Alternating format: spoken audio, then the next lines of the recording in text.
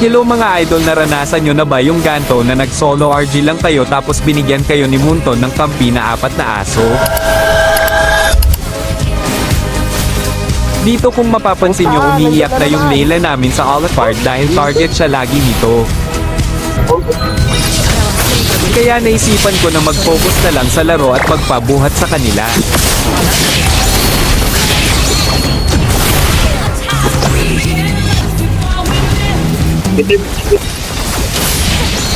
Reko, gago na dyan, silong. Yeah. Woo!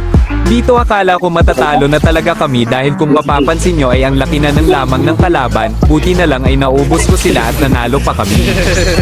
Ito ba tayo? Bro, di magmagana na tayo.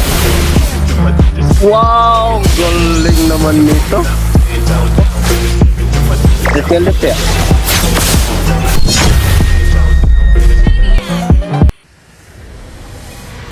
Buti na lang talaga ay binigyan ako ni Munton ng malalakas na kampi at kita nyo naman na buhat nila ako. Kung naranasan mo yung ganto ay paki-comment naman. Maraming salamat sa panunood mga idol.